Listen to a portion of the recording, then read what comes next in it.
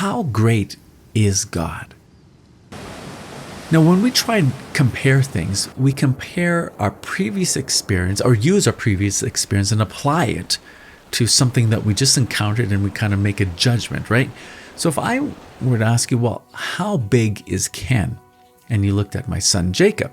Well, in comparison, Jacob is about 90 pounds, and me, his father's, about twice that, 180, give or take, maybe give a little bit more. In other words, you could fit 2 Jacobs inside of me, his father, Ken. So I'm twice the size. Well, if you compare the human person to the earth, the human person is quite small. You know, some people have walked all the way around the earth, and it's taken some 4 years. 4 years to walk all the way around the earth. So this earth, compared to the human person that God has created, is pretty big. And in fact, the earth is great in size compared to the human person. But what if you compared the earth to the sun?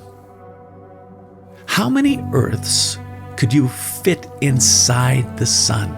Remember, God is the creator of this all. Well, could you fit 100 earths? No, many more. 1,000? Much more. How about 1,000,000? In fact, the answer is you could fit 1.3 million earths inside of our sun. And God is much greater than this. Remember, the creator is always greater than its creation. But think even larger. What about the largest sun that is known to mankind out in the universe? Well, the largest known star is called UY Scotti. It is a red supergiant star. So how many of our suns could fit into the super red giant star? 1,000? 100,000? 1,000,000? No, 100 million? Even more. How about 1,000,000,000? In fact, even more.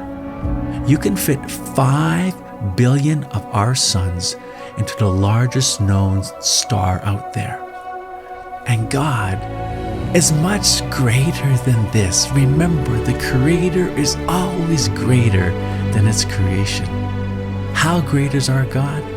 St. Alphonsus Liguori rightly says, the Lord is infinite in majesty. We could never understand the scope of God's greatness.